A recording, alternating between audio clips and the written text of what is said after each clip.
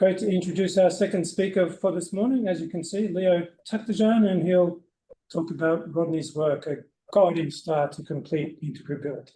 Thanks, Leo. Thank you for the invitation. This talk is actually a tribute to work of Rodney Baxter, and it is based on personal reminiscences on very early work with Zhenya Sklyanin and Ludwig Fadeev. So this will be a purely historic talk. I would like to show the great impact and influence that Rodney Baxter had on the work, on a passage from classical to quantum integrability. And just to remind is a very brief introduction to classical integrability. It goes all the way back about 50 years ago. So in early 70s, Ludwig Fadeev and I were fascinated by the well-known Sine-Gordon equation written here. And we have shown that this equation on a real line with the boundary condition indicated is a completely integrable Hamiltonian system. And so this is where it was written long time ago. The main advantage of this, it's a self-interacting, non-linear relativistic field, which generates several kinds of particles, or particles and their bound states. So it's extremely interesting from field theory point of view. And we were really fascinating about its quantization. There were many great works done, but complete quantum theory of Sine-Gordon was not clear for us at the moment. Another example I like to mention, which also has some relation to Baxter's work, is Heisenberg's spin chain. It's a continuous spin chain, not spin 1/2, but infinite spin classical. Its S is the three-dimensional unit vector, and this is the partial differential equation with the boundary condition that spins stabilize. It turns out this is also a completely integrable system, classically, can be solved by the inverse scattering method. And this inverse scattering method, which was based on original solution of the KdV equation by Gardner, Green, Kruskal, and Miura. And this method involves Lax pair, inverse problem for the Lax operator, commuting classical integrals of motion, action angle variables, and so on. So this, you can find references everywhere. So this one of them. So that's the setup. And we are still in 1977. Then we have seen a paper by Luther, where he studied the spectrum of massive Turing model and other models obtained by Baxter's solution of the XYZ model. At that time, we haven't seen and basically knew nothing about Baxter's work. But somehow Luther's paper gave us a hint. And we've seen this paper. And actually, when we've seen this paper, it was like a revelation for us, because the immense power and creativity of the work where Rodney Baxter solved the 8-vertex model was really so made a great impression on us. And so what was the main take home we got from this paper at that time? The idea was solving the 8-vertex model. You need to compute the partition function. You need to find the largest eigenvalue of the transfer matrix. And then what Baxter have shown, he introduced the matrix of Boltzmann weights, a 4x4 S matrix in his notation. These are notation from Baxter's paper, Then he realized that the product of two transform matrices in one order and in the opposite order are given by these formulas. They are traces of some products where capital N is the number of sites. And so these are 4 by 4 matrices with elements written here. Here R is a 4 by 4 matrix which consists of Boltzmann weights of the 8 vertex model on 4, and these Boltzmann weights are parameterized by W with index running from 1 to 4. Then we've seen the following observation made by Baxter, that transfer matrices commute if we remove the trace and consider the product of matrices as without the trace, if there exists a matrix R such that product in one order is equals to R times the product in the opposite order times R inverse. So in other words, these two products are similar with some 4 by 4 non-singular matrix. So the Baxter idea was to keep spin indices as internal and consider only 4 by 4 indices. And this is a cornerstone relation of quantum integrability.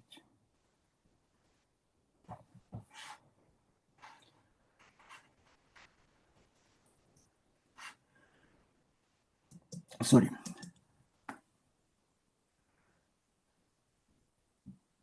Right, so this is the relation.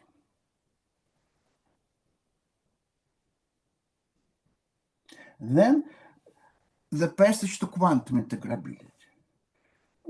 Quantum integrability, quantum completely integrable models of field theory was the whole theory was originated by our paper by Sklyanin, Fadeev, and me on the example of the Sine-Gordon equation. So this is the paper which is called Quantum Method of the Inverse Problem, Part 1.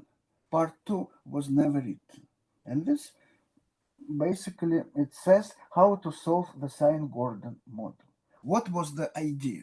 The main idea, which is due to Rodney Baxter, is to enhance the matrix of Boltzmann weights by splitting into two sets of indices. One set of indices is still in standard two-dimensional complex space, C2. This is called auxiliary space. And then another auxiliary space, C2, because four-dimensional vector space is a tensor product of two-dimensional vector spaces. So we replace one second two-dimensional vector space by a Hilbert space of a quantum system on a lattice at a given lattice site. So the main idea was to introduce quantum L operator, quantum Lux operator. Classical Lux operator is in this case, a 2 by 2 matrix whose elements are classical fields at a given site of the lattice, say. Quantum L operator is a 2 by 2 matrix in auxiliary space C2, whose entries are operators in a quantum Hilbert space, little hn, of the corresponding quantum system. In our example, we were considering this is discretized quantum Sine-Gordon operator. And then the Baxter equation, we discussed why it was called by its proper name later. Then the Baxter's equation has this form. You take tensor product of two L operators with respect to auxiliary space only and multiply quantum operators in a Hilbert space as they stand here, like from left to right. And the same, this is the tensor product of this L operators in the opposite order. And these two are related by the R matrix. And here it's written, we have taken this argument from the well-known paper of Baxter, who used it only to prove commutativity of the trace of the monodromy matrix for the spin model he was considering. Translation actually is not good. English translation of old Soviet papers were correct, but rather not nice looking. For our discussions, the use of this equation fully plays a very important part, I should say role. One can say that this relation in conjunction with other relation is the basic for the proof of the complete integrability of our model. Using it, we find not only commuting integrals, variables of the action type, but also eigenvectors of the energy operator, variables of the angle type. So that was kind of taken from, just literally from the paper, with Zhenya Sklyanin and Ludwig Fadeev. So, and here is this L operator, written in a crude form, where phi n is where operators phi n and pi n are quantum field operators satisfying canonical commutation relations. Of course, when you put it on a lattice, you take the exponential, so this is like Weyl operators, and this should be corrected by some other terms. So this is a crude form. Later, Izergin and Karepin obtained exact form for the Lax operator, but that's sufficient for illustration purposes. So the Lax quantum Lax L operator has this form, 2 by 2 matrix with operator entries. Then R matrix has this form, ignore this hat, it's just from other, has this form, is a 4 by 4 matrix, which of this form, very important that elements 1, 4 and 4, 1 are 0, and B and C, coefficient B and C have this form, where lambda and mu are rapidities. So this is a standard trigonometric R matrix. That's what which in terminology, in standard terminology. And then it's easy to verify that we have this relation.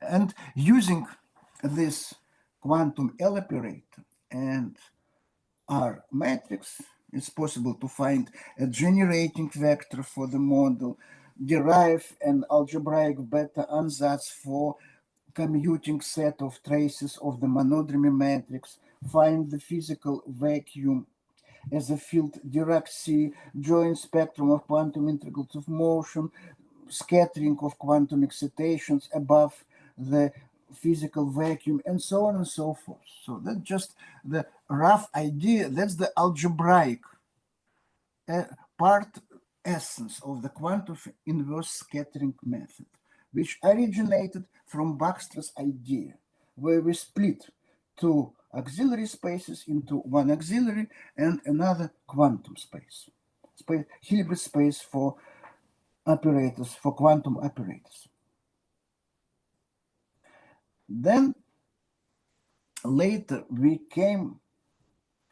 have seen, Ludwig and I, we have seen another series of Baxter's papers. And these papers really took us completely away.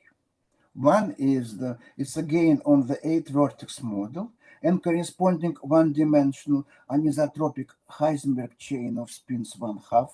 It has a jargon name XYZ model. Then this is the first paper where Baxter found some fundamental eigenvectors. Then in a second paper, he kind of find in a very elaborate and profound way, he's shown that this 8-vertex model is equivalent in some sense to a 6-vertex model, or kind of, to say it better, a generalized ice-type lattice model. Ice-type lattice models are essentially 6-vertex. That's the second paper. And this is the third paper, where he found eigenvectors of the transfer matrix and Hamiltonians. So that's the sequence of 3 papers published in the same issue of Annals of Physics so that's in 1973, I think, yeah. So that's another papers of Rodney Baxter and his method in these papers and his use of elliptic functions was a stroke of genius, because actually at that time, well, of course, elliptic functions, it's a standard topic in Whittaker and Watson, but in any working mathematician, like in the second half of the 20th century, or theoretical physicists working in quantum field theory, have not really worked with elliptic functions. Actually, I was reading some books by Carl Ludwig Siegel, so I knew a little bit, but how Baxter used theory of elliptic functions to prove all this was completely ingenious. So this took Ludwig and me completely away. And so we tried to understand what's going on, how to. Then what we have done, we were reading Baxter's papers, and then we were able to obtain an algebraic formulation of Baxter's method, which kind of puts Baxter formalism into the general formalism of quantum inverse problem method. And this is the paper called Quantum Inverse Problem Method and XYZ Heisenberg Model. It's our paper with Ludwig, where we discuss it. So let me see what's written here. It says that in 1972, again, English translation is not good. It's just literal translation of our paper in Russian. At that time, translations were made kind of not very well. In 1972, Rodney Baxter, in his remarkable papers, gave a solution for the XYZ model. He discovered a link between the quantum XYZ model and the problem of two-dimensional classical physics, the so-called 8-vertex model. Its exact definition will be given in the main text. In fact, it had been his principal aim in his paper to investigate this in a series of papers, 3 papers. Baxter made use of the ideas of Kramer's Vanier, and in particular of Anzager on the transfer matrix, and of Elliott-Lip's solution of the special case of the 8-vertex model, the so-called 6-vertex model connected with the quantum XXZ model. This is the ICE model, basically. He obtained a system of transcendental equations, generalizing the system derived from Bethe method. And with its help, he calculated the energy of the ground state of the XYZ model. In the subsequent series of papers, Baxter, by means of a very complicated and non-trivial generalization of beta ansatz, was able to construct the eigenvectors and to find the eigenvalues of the transfer matrix, and so to solve completely Heisenberg XYZ model.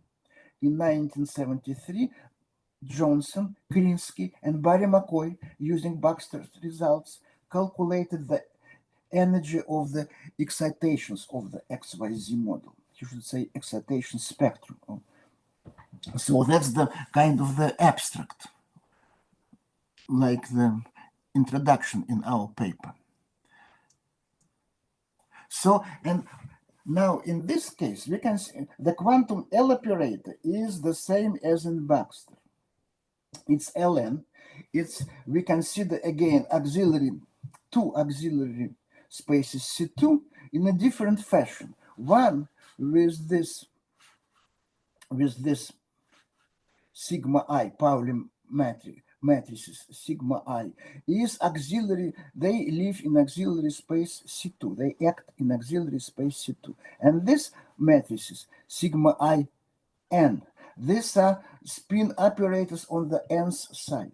So these matrices act in a tensor product of C2 to the capital N's power, where capital N is the number of lattice sites. And its relation to the classical Heisenberg spin model is that in the isotropic and semi-classical limit, this quantum L operator becomes the Lux operator for the classical discretized Heisenberg spin chain, which I mentioned in the beginning of this talk.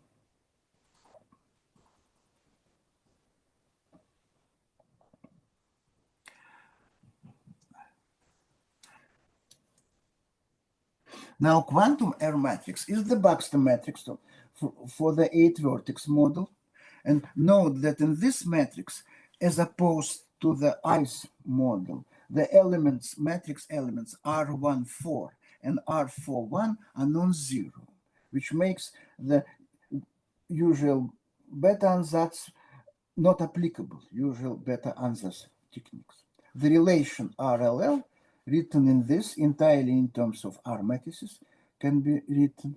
And then we wrote the following. What? That Please. in the notation that this I made relation, coffee. excuse me, Well, it's only been off for a couple of minutes then. I just had coffee. It'll be warm in 5 minutes. Don't panic. What is this? just 1 minute, excuse me. Then we wrote that in the notations, this relation can be written in this form, which is exactly the relation for factorized S matrices. It was proposed by C and Young. This is a typo in the English translation. And this for factorized S matrices. And we call it Baxter-Young relation. So in this paper, we introduced this term, Baxter-Young equation or relation. Then, of course, it's better to people start to calling Young-Baxter because the rhyme is better. Young-Baxter rhymes better than Baxter-Young. Then it was used by Karovsky and Zamolodchikov and so on. So finally, the algebraic form of beta ansatz generalized can be written neatly in this, which involves a lot of things, algebraic things which came from Baxter paper. And this is called generalized algebraic beta ansatz for the transfer matrix of the 8-vertex model. So we have this, and then we end our paper with the following. We should like to express our respect and our gratitude to Rodney J. Baxter, whose papers we have read with so much pleasure. At that time, we haven't met Baxter, so we expressed our gratitude to his papers. And the actual paper was dedicated to the academician Bogolyubov somehow. So this is my very short tribute to Baxter's work and how Ludwig Fadeev and I definitely would remember. So it is from the very old times. And so to put it back to the later times, this is the photograph you can enjoy. Thank you.